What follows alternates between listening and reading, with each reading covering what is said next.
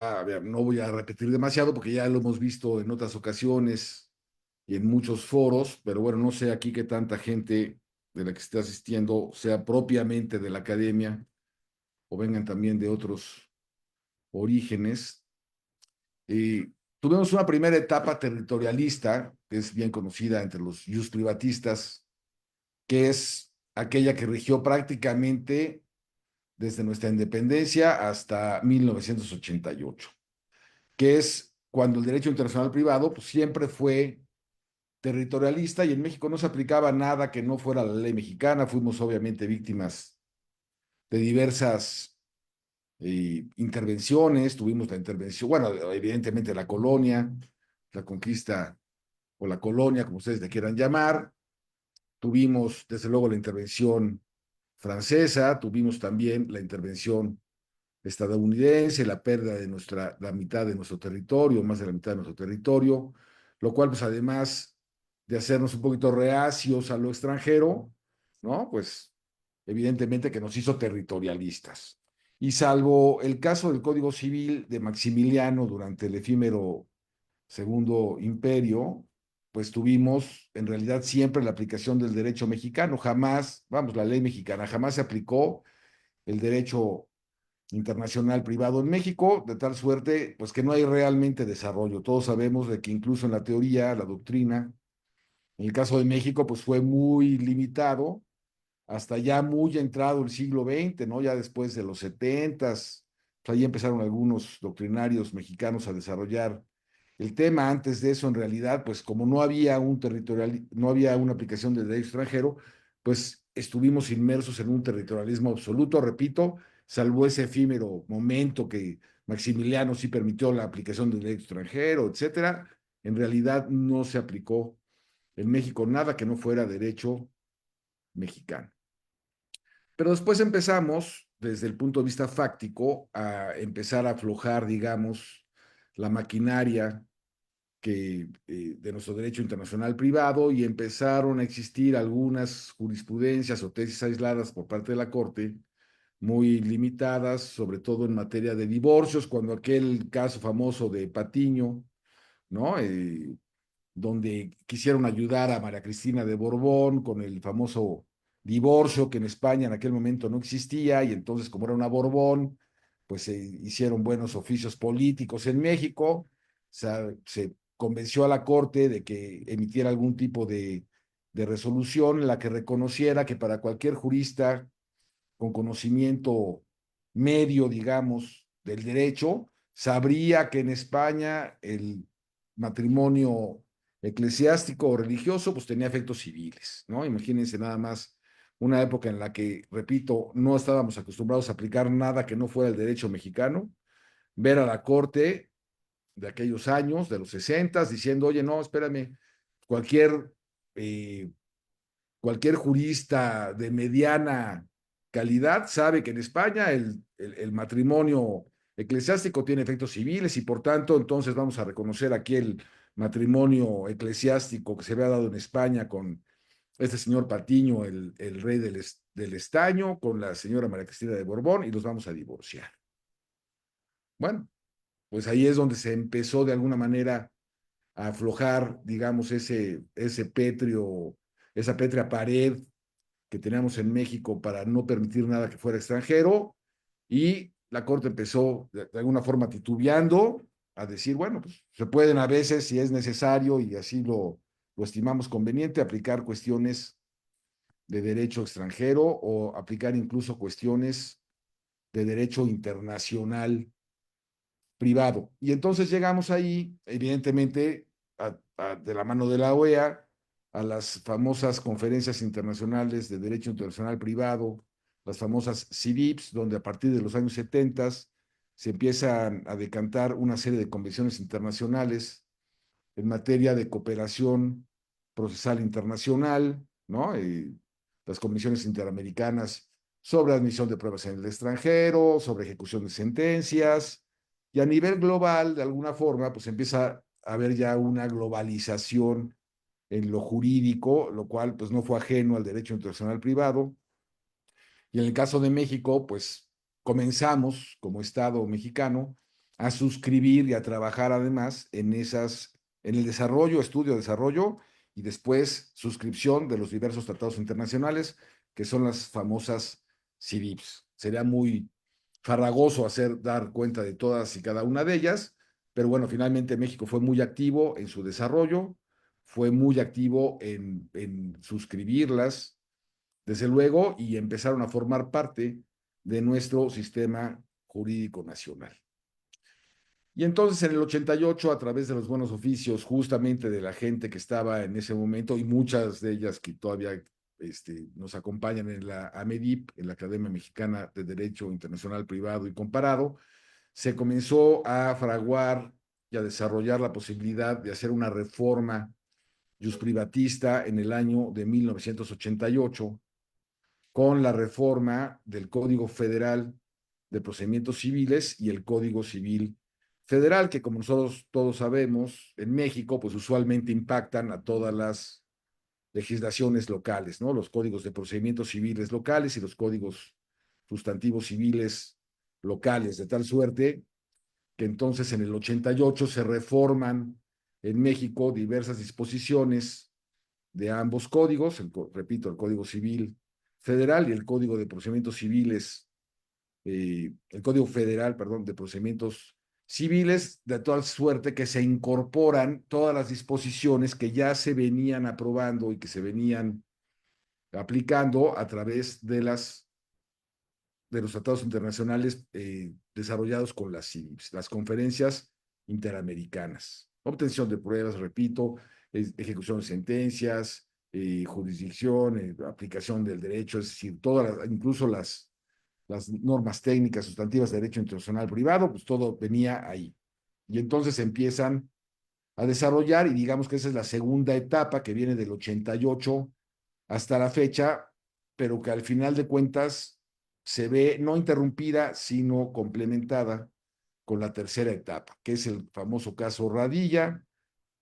Estamos hablando del año 2009, por ahí, donde a México se le condena en la Corte Interamericana de Derechos Humanos, a través, repito, del caso Rosendo Radilla, a efectuar medidas o tomar medidas en materia de derechos humanos, y se logra o se deviene forzosamente, si ustedes quieren, pero finalmente, y qué bueno que se hizo, una reforma constitucional en el año 2011. Esa reforma constitucional, pues evidentemente fue un parteaguas en el sistema jurídico mexicano, que obligó a los juzgadores y a todas las autoridades a aplicar en buena medida o en mejor medida de la que ya se mal aplicaba entonces los tratados internacionales de derechos humanos, y reconocer todos y cada uno de los derechos humanos que fueran inmersos en cualquier ordenamiento jurídico, incluso tratados internacionales de los que México no fuera parte. Es decir, se ordenó a partir de esta reforma 2011, y la Corte reconoció la necesidad de aplicar los derechos humanos en México en mayor medida y de hacerlo en una forma cada vez más progresista. Y ahí es donde, digamos, comienza una tercera etapa a partir del año 2011, donde empiezan a existir una serie de, de desarrollos jurisprudenciales que más que nada, para efectos del derecho internacional privado, impactan en lo que es el acceso a la justicia. Comienzan a haber una serie de tesis jurisprudenciales, de jurisprudencias firmes, en donde comienza a hablarse de que las autoridades, la jurisdicción debe abrirse a todas las personas y debe abrirse en forma oficiosa cuando se trate, por ejemplo, de menores, que ya no se debe decir menores, de niños, niñas y adolescentes, de la niñez, cuando se aplique en relación a personas adultas mayores, en relación a las mujeres, en relación a los sectores vulnerables de la sociedad. Y entonces comienza una interdependencia, una aplicación de interdependencia de los derechos humanos con derecho internacional privado, con el acceso a la justicia, y empiezan a desarrollarse una serie de tesis que podríamos resumir, digamos, en que las autoridades jurisdiccionales y todas las autoridades deben de privilegiar, además de la resolución de los conflictos, conforme a las reformas también que se dieron después al artículo 17 constitucional, pues acercar a las personas o favorecerles en eliminar barreras inútiles y que tuvieran acceso a la jurisdicción. ¿Cómo se traduce eso en esta etapa cuarta? Se traduce, ahí aparece, ¿no? Etapa 4, el Código Nacional de Procedimientos Civiles y Familiares, que es un código que viene siendo producto justo de esa reforma constitucional del 2011, después los buenos oficios de varias instituciones, entre las cuales tenemos la UNAM, tenemos el CIDE, aquí está por ahí Mercedes en su representación, o cuando menos para efectos nuestros es su representante, y se desarrolla la necesidad de tener o contar en México con un código que resolviera los problemas cotidianos de la gente. Y ese código es el Código Nacional de Procedimientos Civiles y Familiares, es una reforma constitucional, se establece que ese código tendrá alcances nacionales, federales, nacionales, y entonces es un código que va a entrar en vigor pleno en el 2027, pero que se expide en el año 2023 y comienza a regir paulatinamente en ciertas materias y en ciertas jurisdicciones. Cada entidad de la República tiene que anunciar y publicar en sus gacetas y diarios oficiales cuando comienzan a entrar en vigor sus disposiciones, y ha comenzado a entrar en vigor de manera paulatina. Repito, en cada una de las entidades de la República, en unas más y en otras menos, y encontramos entonces este Código Nacional de Procedimientos Civiles y Familiares, que ya es una ley vigente en México, repito, de forma paulatina, depende de la jurisdicción de la que estemos hablando, pero que en el 2027 ya falta cualquier cosa, será de plena aplicación. Y este código, aquí ya es donde comenzamos con el código, lo que va a ser ahora el futuro, digamos, del derecho internacional privado, y aquí voy a dejar de compartir para compartirles esto. Tenemos aquí el código. Déjame nada más ver cómo lo comparto ahora. Es aquí. Ahí les aparece, ¿no? Nos aparece tu pantalla de tu ¿No les computadora. aparece ahí el código? No, la pantalla, lo que tienes en tu pantalla de tu computadora. Ah, déjame ver entonces. Aparece esto. Bueno, pues ahora tenemos aquí el código. A ver, se supone que aquí debe de aparecer.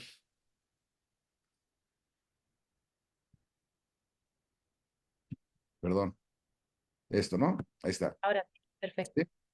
Entonces tenemos ahora en este nuevo Código Nacional de Procedimientos Civiles y Familiares un libro específico que se llama de los procesos de carácter internacional, que viene siendo del artículo 1116 del ya muy robusto Código Nacional de Procedimientos Civiles y Familiares al artículo 1191.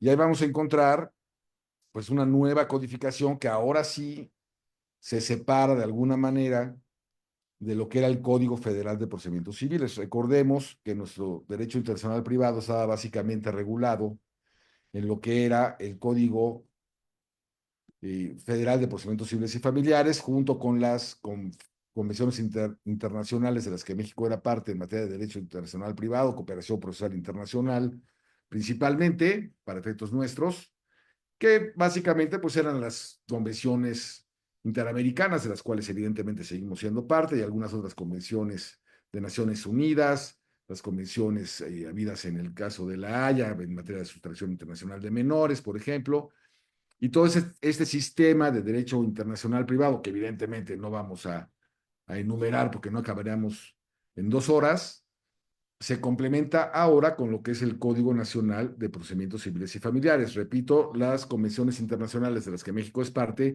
siguen rigiendo, puesto que México no ha denunciado ninguna convención. México además fue muy suscriptor de las principales convenciones de derecho internacional privado. México nunca fue miembro del Código de Bustamante, esto lo hago notar para efectos de nuestros amigos sudamericanos. Pero, bueno, pues a partir de las famosas CIDIPs, nuestro derecho internacional privado se desarrolló a través de ellas, a través de las convenciones de Naciones Unidas y las de la Conferencia de la Haya, de las cuales también somos parte. y con nuestro Código Federal de Procedimientos Civiles, que en el 88, en 1988, se había reformado y se había codificado, digamos, todo ese tipo de convenciones. Y ese era nuestro código, digamos, nuestro derecho internacional privado vigente.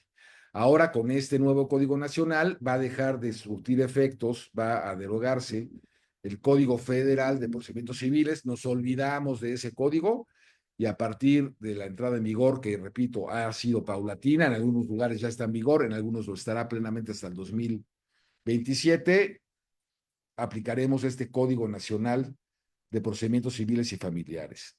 Este libro décimo del mismo habla de los procesos de carácter internacional y entonces vamos a comenzar a ver más o menos de qué nos habla.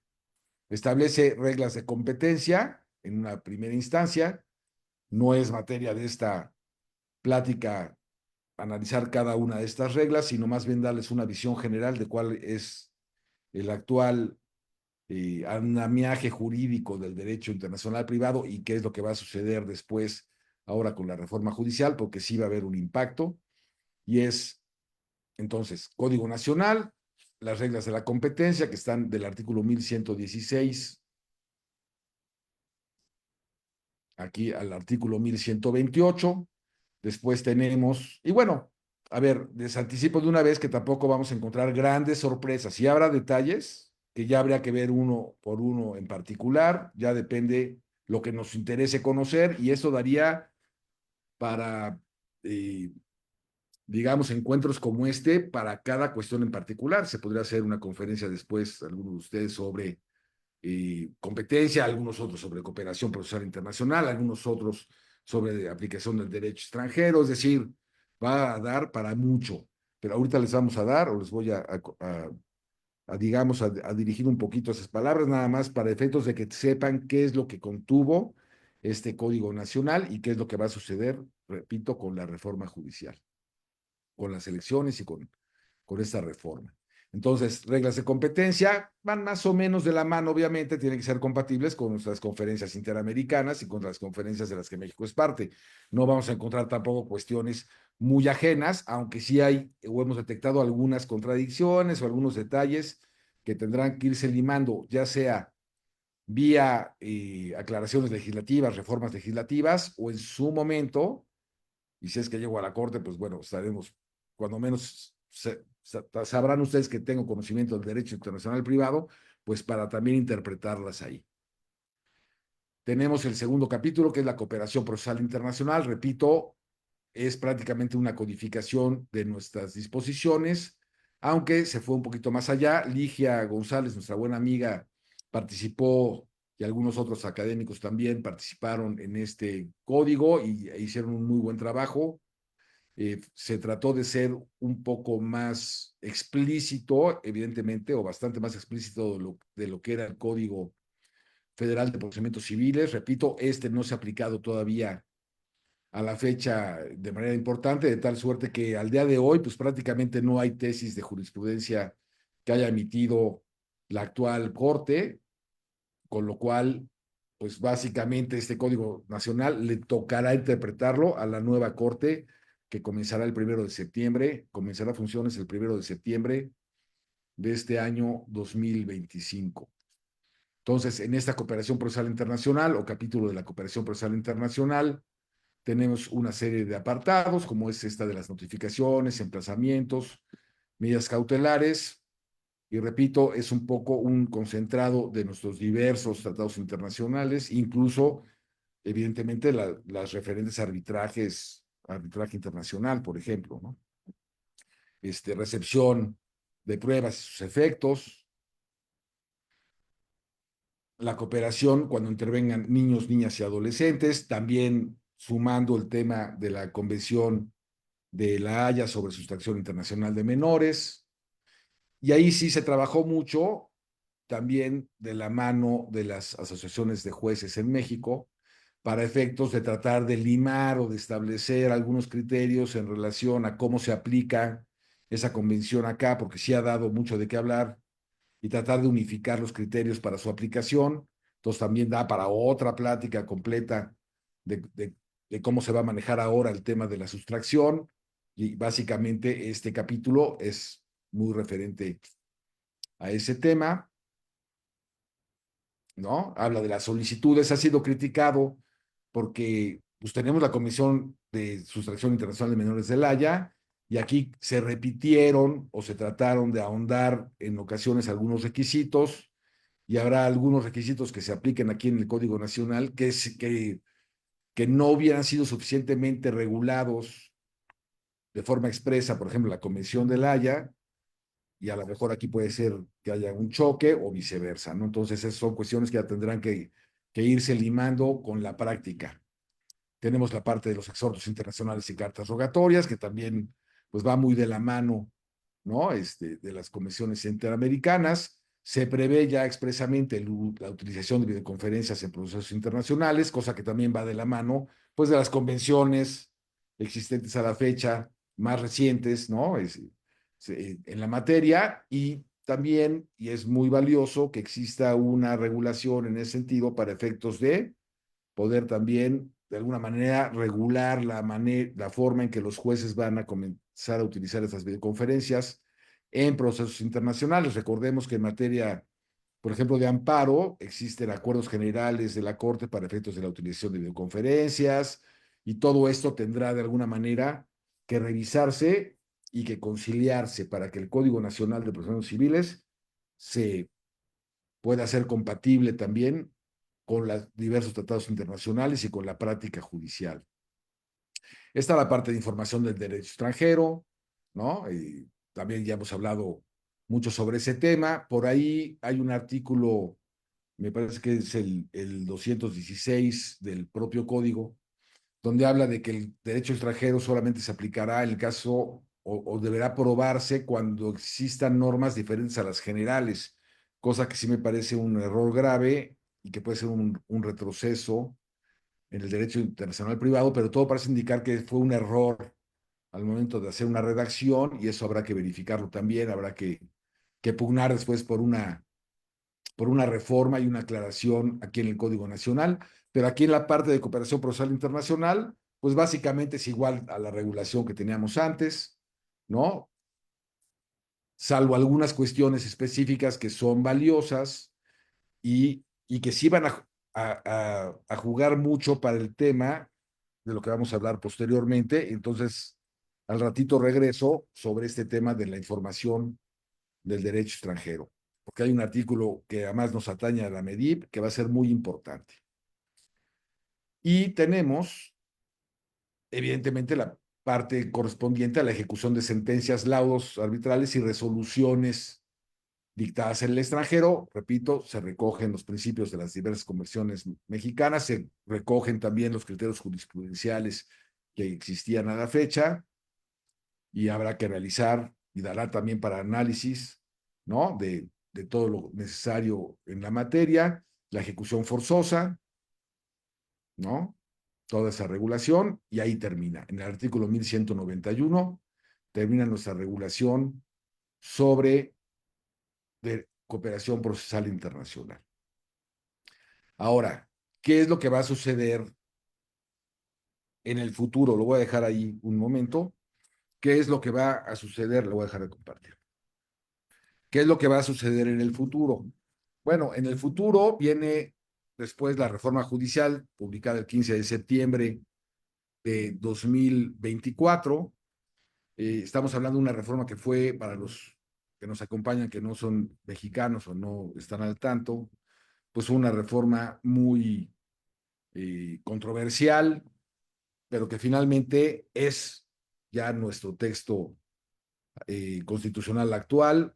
Se dio la, eh, digamos, la reforma constitucional en el sentido de que a partir de su entrada en vigor y en el proceso que estamos viviendo actualmente en México, se van a elegir por voto popular a todos y cada uno de los jueces mexicanos, tanto de los tribunales locales, de las 32 entidades de la República, como todos los jueces federales, incluida la Suprema Corte de Justicia de la Nación, es decir, absolutamente todos los jueces existentes en México, o prácticamente todos, salvo, ojo, Perdón, está pasando aquí una ambulancia.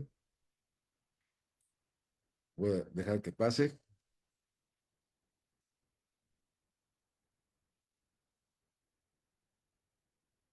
Salvo los jueces agrarios que siguen siendo parte del Poder Ejecutivo, pues todos los demás jueces van a ser, porque digo, esos jueces agrarios, está mal dicho jueces, ¿no?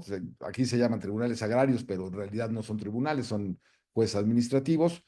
Esos no van a ser elegidos por voto popular, lo cual desde mi punto de vista es un desacierto, deberían estar ya incluidos en el Poder Judicial y ser electos. Digo, si vamos a estar ya eligiendo jueces, pues ya que se elijan todos, ¿no? Y en este caso, pues ya todos los demás jueces van a ser electos. ¿Qué es lo que va a pasar a partir de ahora? Entonces, repito, pues resulta que estamos ahora en un proceso en el que vemos, y no vamos a entrar en una cuestión política porque no, se dice que no debe hablarse de política, ni de fútbol, ni de religión en los foros, y este no, no será la excepción, pero el tema va a ser que estamos en un momento en el cual se van a elegir por voto popular a los jueces. El 60% de los actuales candidatos a jueces ya eran jueces anteriormente o eran miembros del Poder Judicial, porque se ha criticado a México en el sentido de decir, oye, pues si van a empezar a elegir a los jueces y estos jueces no tienen experiencia judicial, pues ¿qué es lo que va a suceder? O sea, los van a remover, los removieron, los van a renovar, este, van a elegir entre los mismos jueces que ya existían. Y aquí a lo mejor un poquito para los extranjeros es comentarles, y eso ya sería motivo de otro tipo de pláticas, y a lo mejor en otros foros, de cuál fue el sistema para elegir a los candidatos a jueces. En resumidas cuentas, para efectos de esta exposición y de lo que nos interesa, es que los jueces, para efectos de ser candidatos, o los candidatos a jueces, magistrados y ministros de la Corte, tuvieron que pasar un proceso de idoneidad en el cual evidentemente tienen que ser abogados y tenían que tener un cierto grado de experiencia dependiendo al cargo al que aspiraban, el cual fue calificado por unos comités que se crearon tanto del Poder Ejecutivo, del Legislativo, del Judicial, y esos propusieron a quienes podrían ser candidatos y entonces podrían pasar a la boleta electoral. Luego tenemos boletas electorales en las cuales se van a tener que elegir a un montón de jueces, pero a todos los jueces. Y entonces, los jueces que tienen que aplicar todo nuestro andamiaje de cooperación procesal internacional van a ser jueces que van a ser elegidos en las urnas este 1 de junio. Y aquí a lo mejor me voy a ir más rápido porque no vamos a entrar en discusiones en calificaciones o no, pero yo les voy a decir que estos jueces, si hablamos de que el 60% de los candidatos ya pertenecían al Poder Judicial, entre el 60 y el 70%, tampoco es un número que esté exactamente definido, pero se habla del 60-70% de los candidatos hoy a jueces, magistrados y ministros ya eran parte de alguna u otra manera del Poder Judicial. Se supone que no habría un mayor riesgo en cuanto a que exista un desconocimiento de lo que sucedía antes.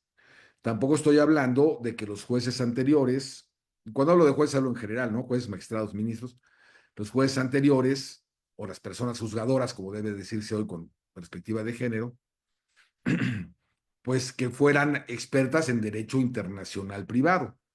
Tampoco es que las anteriores lo fueran. Eso es un primer punto que a mí me gustaría aclarar. Teníamos un sistema jurídico, un sistema judicial integrado por únicamente expertos o personas expertas en derecho y además en derecho internacional. No, en derecho internacional privado, no, ¿no? Es decir, tenemos una serie de jueces que depende su jurisdicción y depende su propia experiencia personal como personas juzgadoras, tenían o no tenían un mayor acceso al conocimiento, digamos, de esta ciencia oculta que es el derecho internacional privado.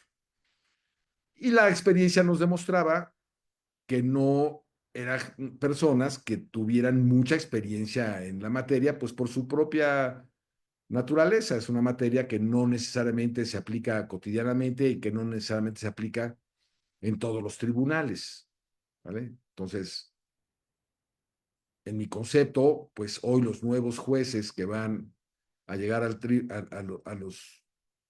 los tribunales no van a ser muy distintos a lo que eran los de antes. Esa es mi opinión personal. Y me refiero que no van a ser muy distintos en cuanto a experiencia y en cuanto a conocimiento de derecho internacional. Lo que aparentemente está sucediendo en México es de que muchos de los candidatos a jueces ya estaban dentro del sistema, a lo mejor como secretarios, o algún cargo dentro del Poder Judicial, o los que eran jueces ahora quieren ser magistrados, o los que eran antes secretarios, actuarios, ahora quieren ser magistrados, quieren ser jueces. O sea, si hay un poquito, digamos, de revoltura en ese sentido, pero muchos de ellos ya estaban en el Poder Judicial y a lo mejor había una serie de procesos de carrera judicial que también son un poco discutibles, que a veces se cumplían, a veces no. Ya son cuestiones, repito, que no vamos a discutir ahora, pero yo lo que veo en mi experiencia como litigante de 30 años, he litigado 30 años ininterrumpidamente, conozco los tribunales desde primera instancia hasta la corte, conozco el derecho internacional privado porque es en lo que me he dedicado y lo he llevado a la práctica, lo he llevado a los tribunales.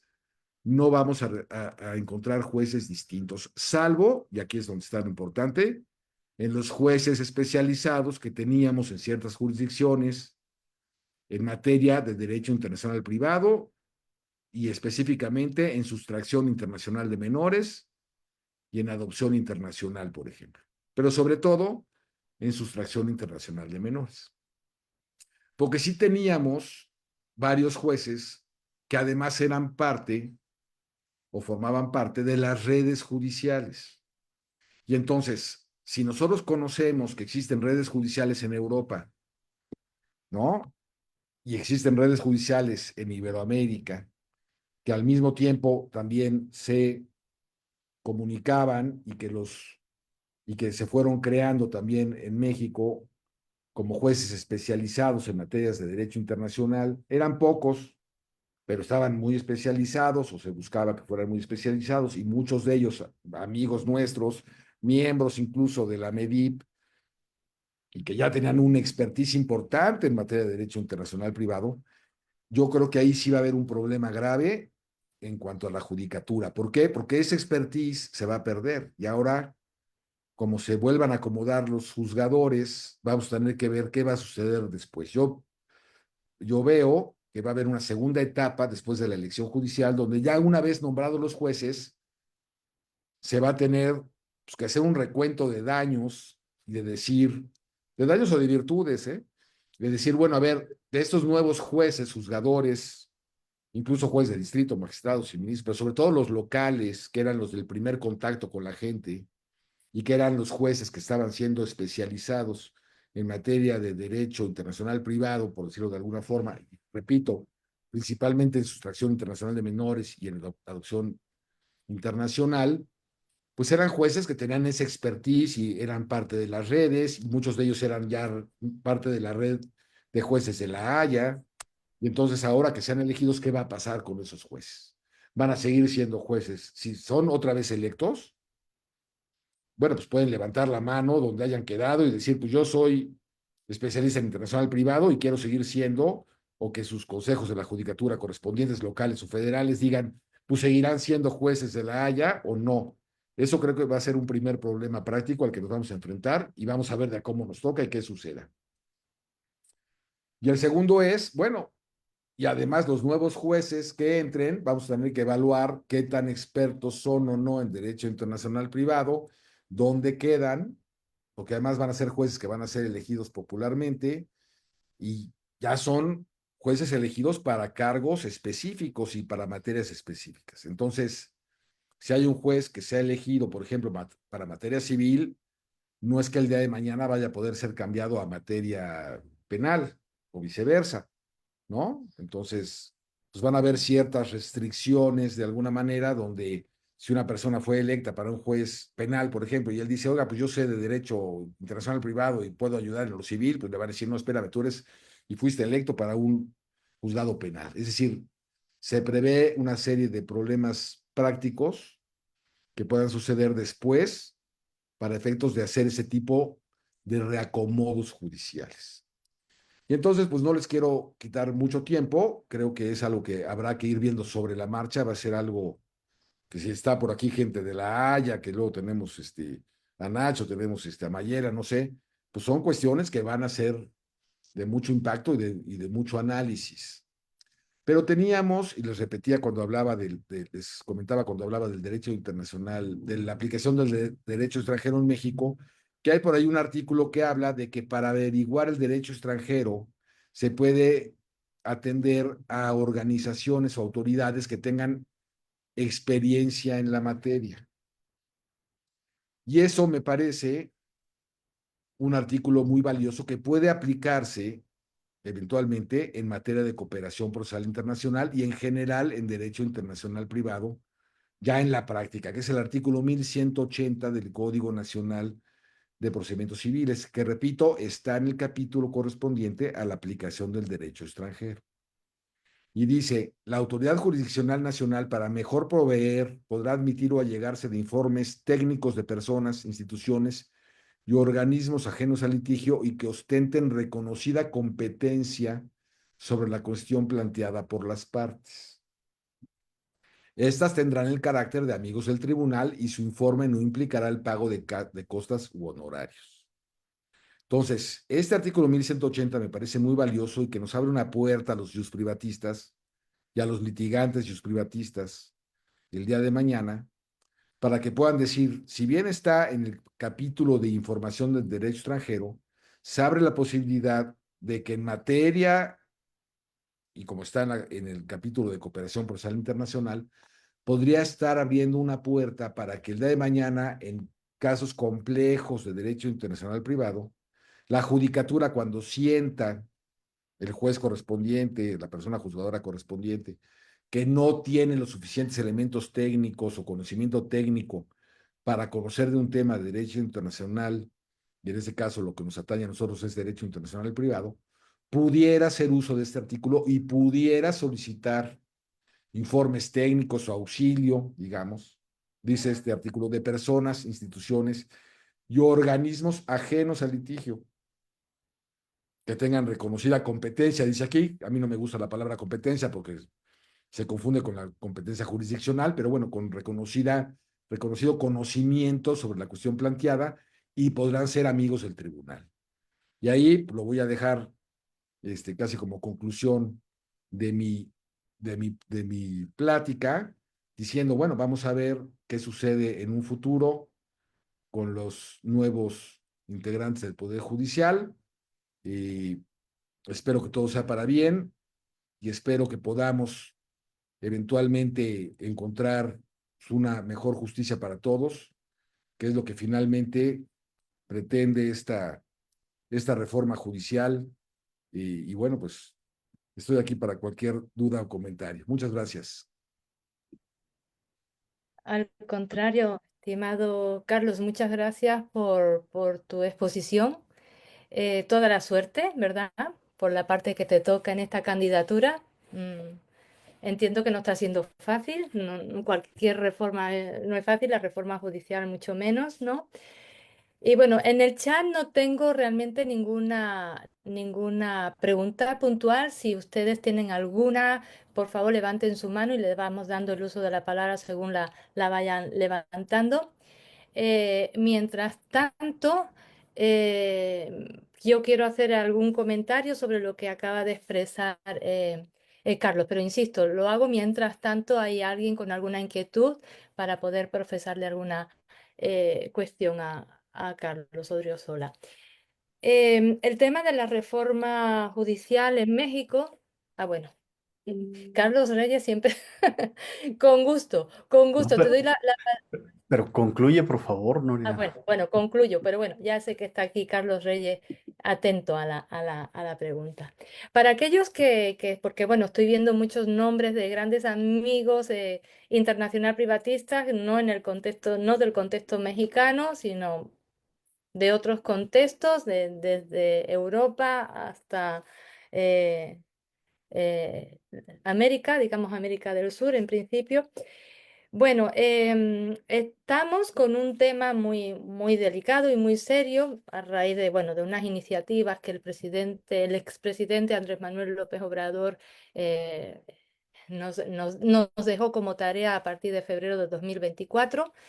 De hecho, ha sido un tema muy controvertido, muy polémico, desde el Instituto de Investigaciones Jurídicas, bueno, coordinado por Diego Valadez y por José de Jesús Orozco, Pedro Salazar, incluso Sergio López Ayllón. Bueno, ahí escribimos mucho sobre estas iniciativas, ¿no? Y desde entonces, bueno, pues ahí seguimos batallando. Es complejo, es complejo. No es fácil que de repente entre en vigor una reforma judicial donde el voto popular, por voto popular, elijan a los jueces, ¿no?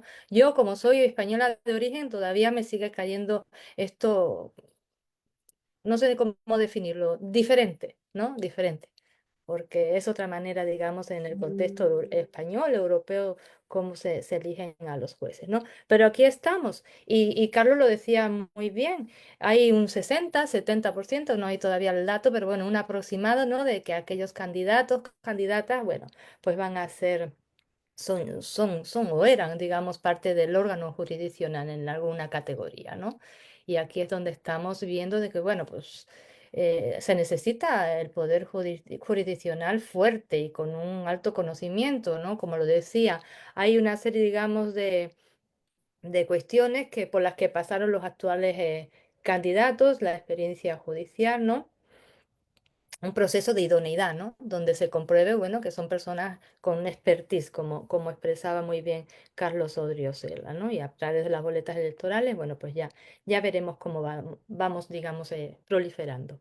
El tema es eso, de que ya había muchos jueces en materia, digamos, de derecho internacional privado especializados y el no tenerlos, obviamente, es un retroceso. Lo ha dicho Carlos, no le falta, digamos, razón en este sentido.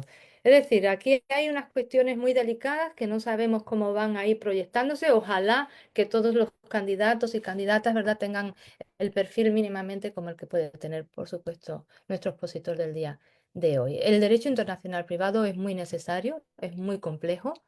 Y bueno, independientemente de que tengamos en nuestro Código Nacional de Procedimientos Civiles y Familiares un artículo 1180 donde haya cooperación porque se puede, digamos, averiguar el derecho extranjero acudiendo a organizaciones, bueno, pues obviamente es una sinergia maravillosa con esta reforma judicial y un nuevo Código Nacional, ¿no?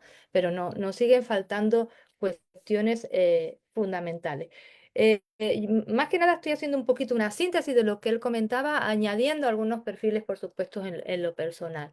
Como el tema, y sobre todo el libro décimo, que es el que realmente importa al derecho internacional privado, tiene teniendo algunas cuestiones muy puntuales que soslayar, que sepan que nuestro seminario nacional, el que acabo de anunciar al inicio, que tendrá lugar en Querétaro, del 22 al 24 de octubre próximo, hay una mesa, obviamente, dedicada expresamente a esto, donde podemos debatir el tema tan puntual, ¿no?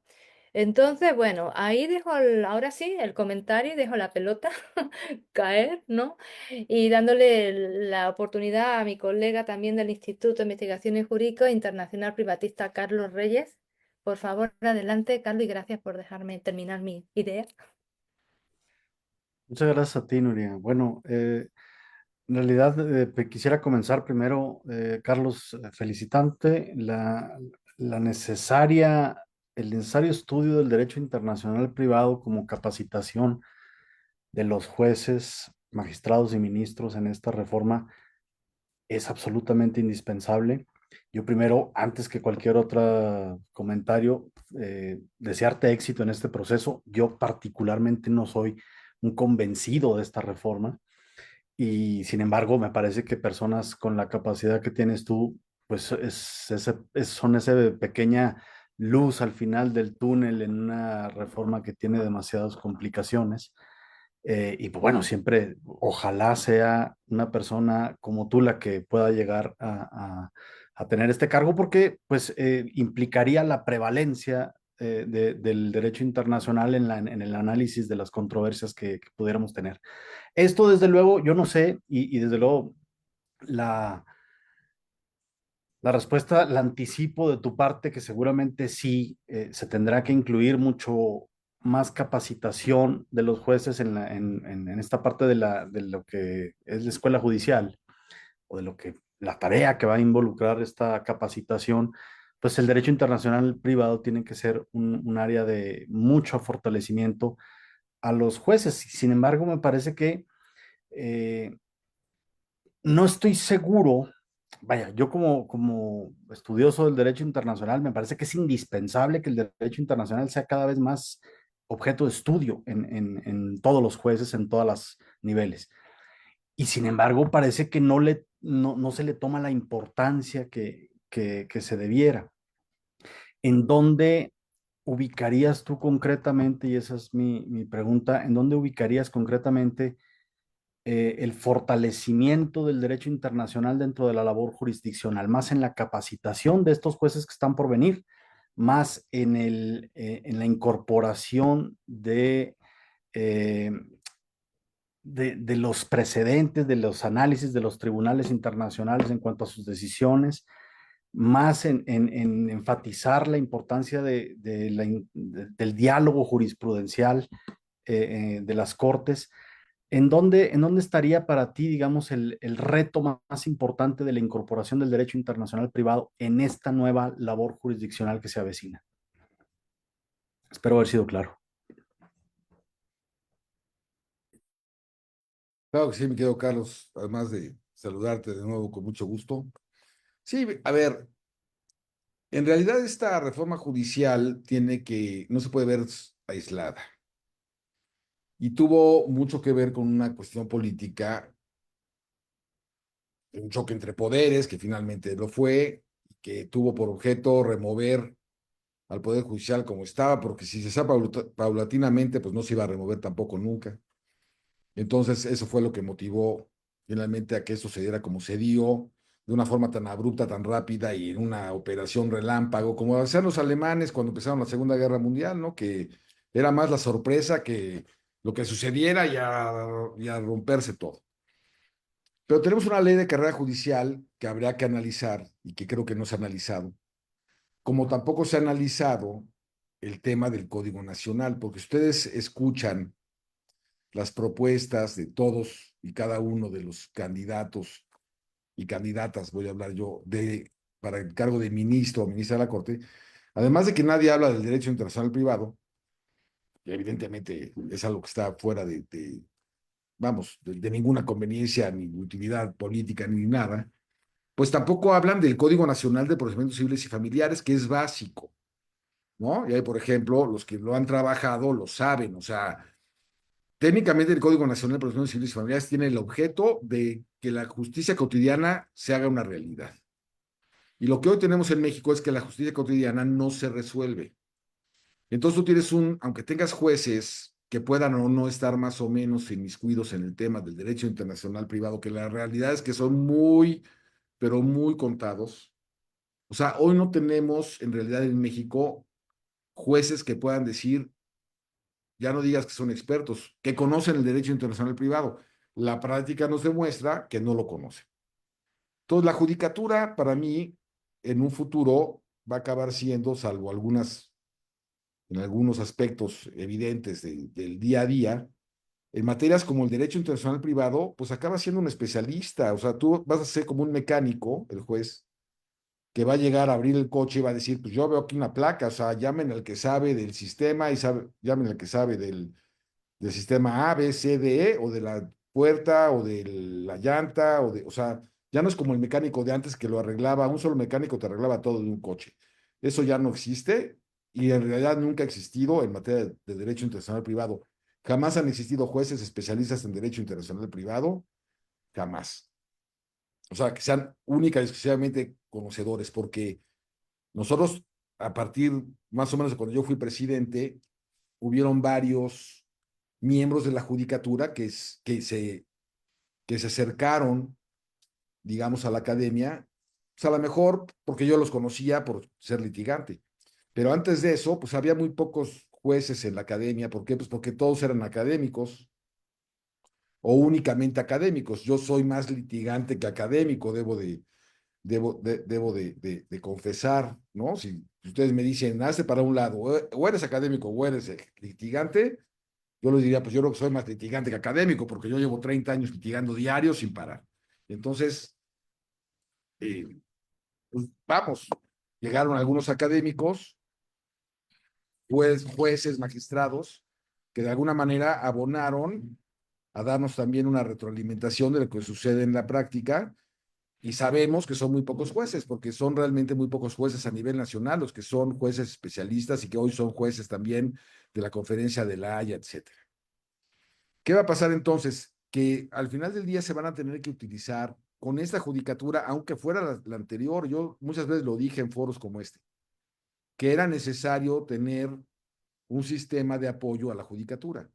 Yo alguna vez hablé ya desde el 2007, cuando hice mi tesis de maestría, yo hablaba de un instituto federal de especialistas en derecho internacional privado que pudieran auxiliar a la judicatura.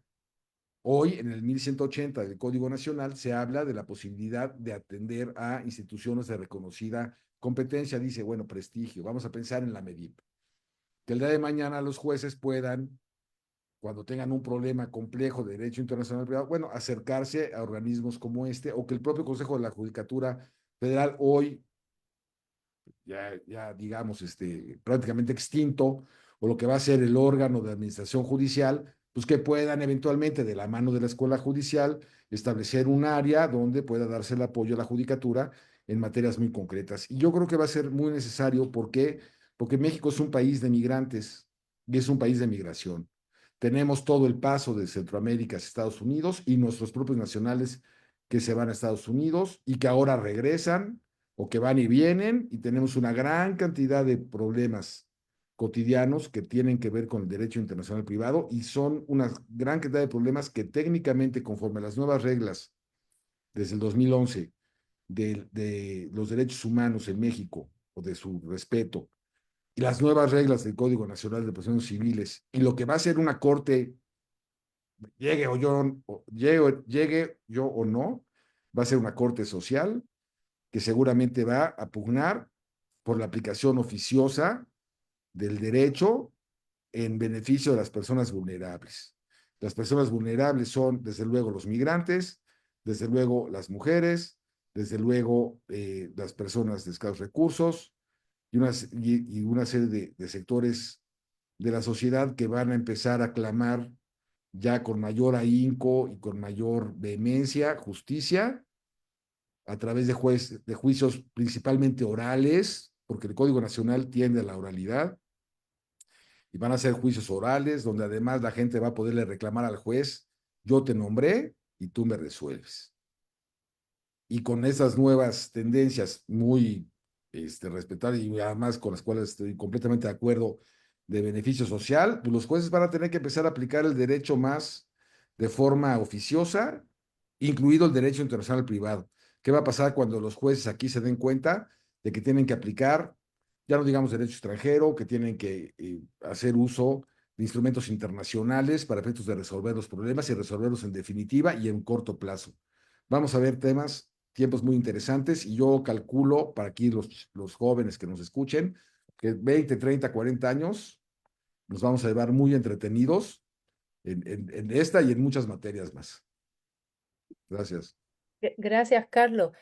Con respecto a este último comentario, y ahora que en este 20, 30, 40 años, no sabía si decir amén o roguemos al Señor, ¿no? Que ojalá estén. Pero bueno, los 20, 30 o 40 años últimos me han dejado un poco apachurrada en ese sentido, ¿no? Esperemos que no nos podamos llevar tantísimo tiempo, pero bueno, no te falta razón. Un comentario de, digamos, práctico, antes de darle la palabra a Mercedes Albornoz y a Pedro Carrillo, que han levantado su mano virtual. En el chat verán que tenemos un control de asistencia. Este control de asistencia importa por el tema que conlleva el ser parte de miembro de la Academia Mexicana de Derecho Internacional Privado. Así que antes de que terminemos nuestra sesión mensual de hoy, si aquellos que no lo hicieron lo pueden hacer, se los voy a agradecer, porque es no tanto para dar constancia, sino para llevar asistencia en esa dinámica que conlleva el ser parte de la membresía de AMEDI. Entonces, bueno, sin más, Mercedes, por favor, adelante. Muchas gracias, Nuria. Gracias, Carlos, por darte el tiempo de conversar con nosotros el día de hoy. Siempre es interesante poder escuchar, intercambiar ideas y más en esta coyuntura de la reforma judicial. Comparto tu preocupación con respecto a la futura ausencia de jueces especializados en materias tan importantes para la vida internacional de las familias, sobre todo, eh, como sustracción internacional de niños, niñas y adolescentes y adopción internacional también de menores. Em, y quería destacar, por un lado, el rol que podría llegar a jugar AMEDIP en cuanto a la emisión de informes especializados sobre el funcionamiento del derecho internacional privado y eventualmente sobre derecho extranjero. Habría que ver cómo se llega a instrumentar eso. Pero en particular tengo una preocupación y ahí a esa apunta mi pregunta. Quiero saber si te parece que sería viable y más bien cómo se podría realizar en la práctica la aplicación de lo que está previsto en el nuevo código en los artículos 1177 y 1178 con respecto a la audiencia preliminar. Porque si sabemos que nuestros jueces y juezas no están especializados en derecho internacional privado, a mí en lo personal me parece un gran reto lograr, y ahí va la pregunta, ¿cómo podemos lograr que un juez o una jueza comunes, por decir, que son competentes en materias generales, puedan primero darse cuenta o identificar que están ante un caso de derecho internacional privado para poder entonces cumplir con su obligación de citar a la audiencia preliminar? Y supongamos que superamos ese obstáculo, ¿no? Y entonces citan a la audiencia preliminar, pero en esa audiencia preliminar se debe determinar o precisar la competencia judicial internacional y, en su caso, el derecho sustantivo aplicable, que además podrá ser derecho extranjero. A mí esto me suena como sumamente interesante y aspiracional, pero no sé si realista. Y me preocupa cómo se puede llegar a llevar a la práctica. Me gustaría conocer tu opinión al respecto. ¿Crees que sí se puede llevar a la práctica y, en su caso, cómo? Muchas gracias. Gracias, Carlos. ¿Te importa si le doy también la palabra a Pedro Carrillo para que efectúe su pregunta? Porque ya vamos sobre el tiempo y así puedes contestar ambos. Gracias. Adelante, Pedro. Muchas gracias. No, pues se va a ahorrar las respuestas porque era exactamente la misma pregunta, la misma inquietud que ya comentó Mercedes. Pero aprovechando, Carlos, además de felicitarte, ¿tienes en mente darte acá por acá una vuelta por Baja California, en Tijuana específicamente? Sería todo porque lo demás es la misma pregunta que hizo Mercedes.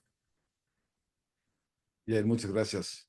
Bueno, de respecto a tu pregunta, mi querido Pedro, atendiendo a tu invitación, con mucho gusto que estaré ahí en un acto de campaña en Tijuana. Ya te voy a buscar ahí por el WhatsApp para que lo organicemos y con mucho gusto lo hacemos desde allá. Tenemos todavía 30 y tantos días de campaña y me va a encantar saludarte por allá. Y bueno, respondiendo a la pregunta, está muy buena y te felicito, Mercedes, por hacerla porque no va a pasar nada.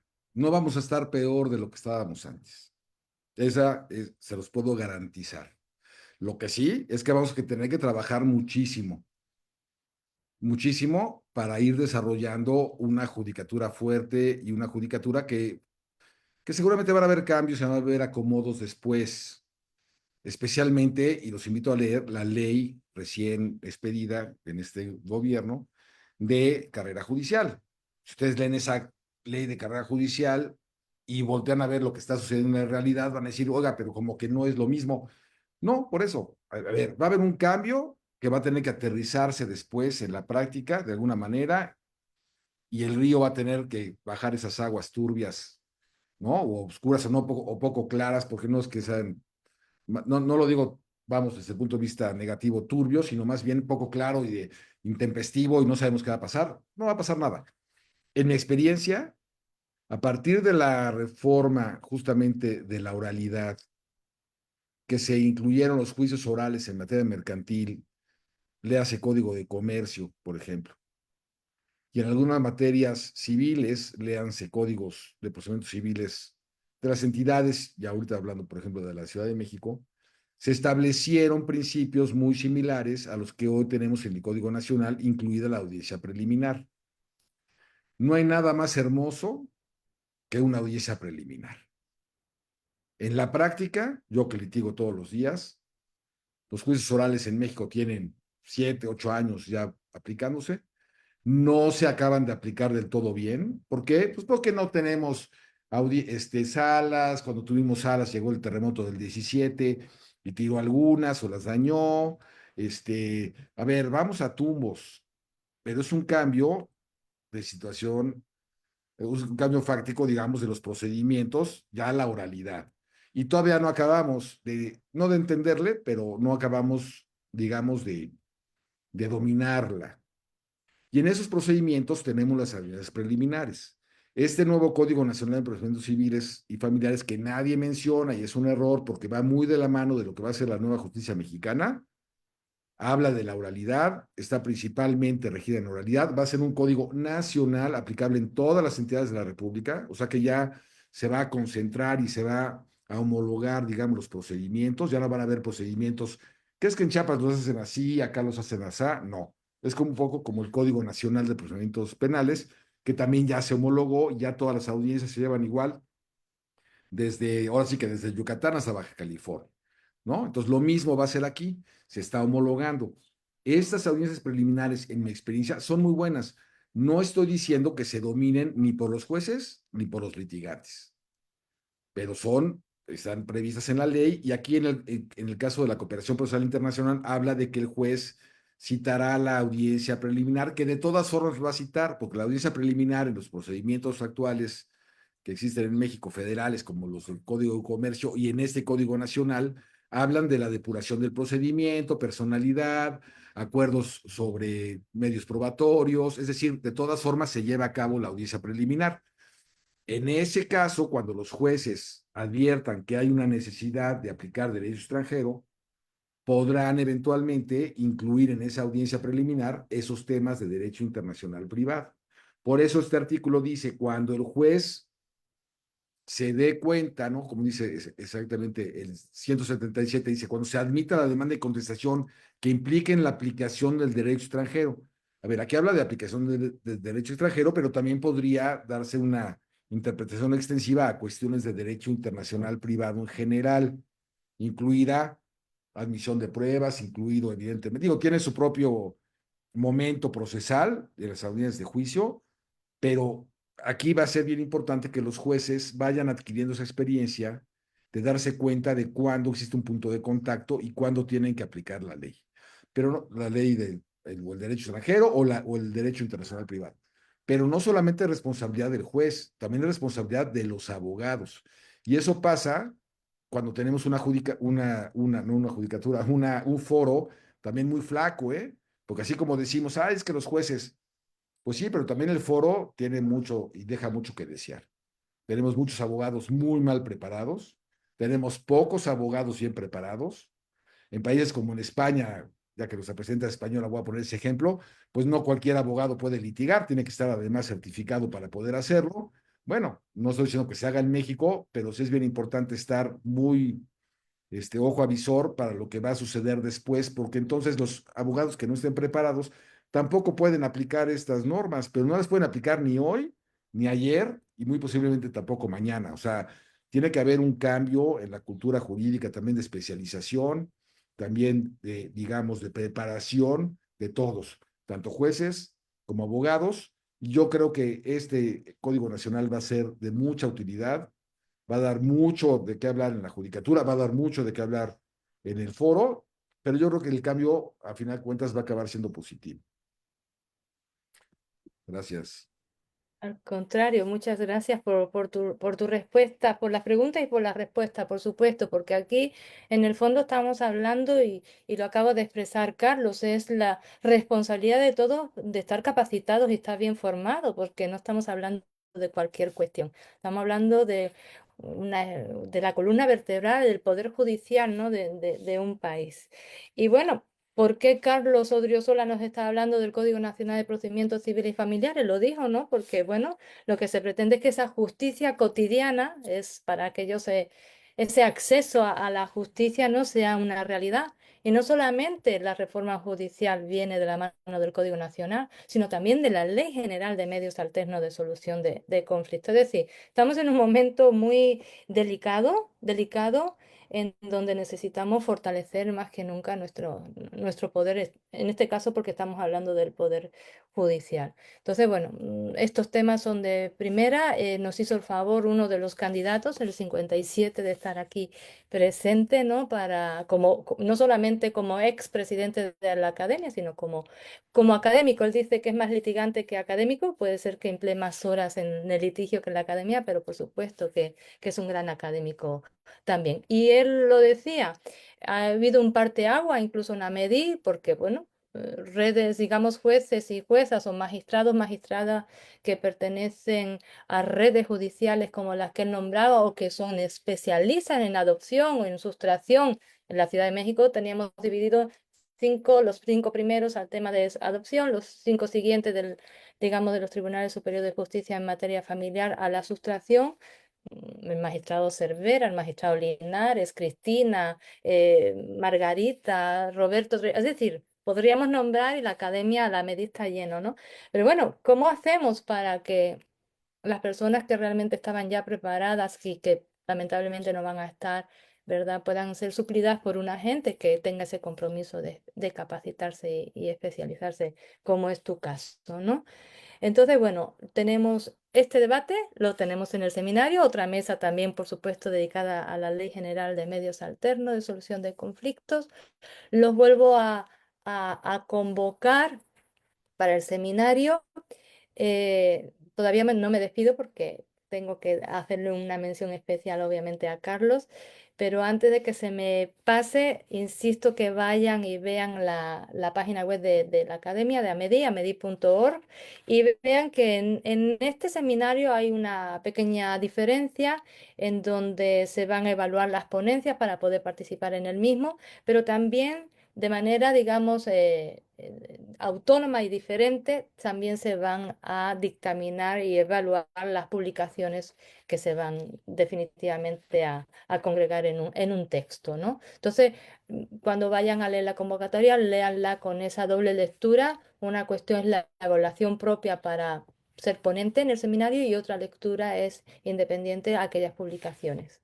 Es decir, hay un doble proceso, pero más que necesario en este sentido. Em, mi cuestión final, como les acabo de decir, es expresar la gratitud de toda la academia, de todos los que están presentes en este momento a través de la Liga Zoom y obviamente aquellos que nos siguen por las redes sociales, por Facebook y por nuestro canal también de YouTube, que estamos haciendo novedades en él. Ya les informaré también al respecto. Yo, porque cada jueves, último jueves de cada mes, tengo preparada la constancia del expositor y se me olvida, solamente se la mando, así es que comparto pantalla para que hoy, previo recordatorio del equipo de la Junta de Gobierno, bueno, pues aquí te otorgamos esta constancia al maestro Carlos Enrique Odriozola Mariscal por la participación el día de hoy con el futuro del derecho internacional privado en México ante la reforma judicial. Muchas gracias, Carlos, tu tiempo y tu valía. Estamos muy orgullosos de ti, mucho. Estamos contigo. Hay quienes no tenemos el derecho, digamos, al voto, porque seguimos siendo, digamos, residentes definitivos, no naturalizados ni mexicanos de origen, pero estamos contigo y bueno, toda la suerte. A todos los que están participando el día de hoy aquí, igualmente, sin su asistencia no tiene sentido, obviamente, estas sesiones mensuales. Así es que Si no tienen otra cuestión más adicional que expresar, bueno, pues los convoco para el día, si no recuerdo mal, el último jueves de mayo es el 29 de mayo, día que tenía previsto que fuera Carlos, pero ya ese día ya no podía él hablar del tema. Así que hicimos una permuta y vendrá Vanessa Díaz a hablarnos sobre temas de reforma y también cuestiones de TIC, de tecnología, cuestiones que van muy de la mano. Así es que gracias, se cuidan mucho siempre y bueno, muy, muy afortunada por tenerte aquí el día de hoy. Muchas Gracias, gracias, Carlos. Nuria. Gracias, gracias y saludos a Hasta todos. luego. Gracias.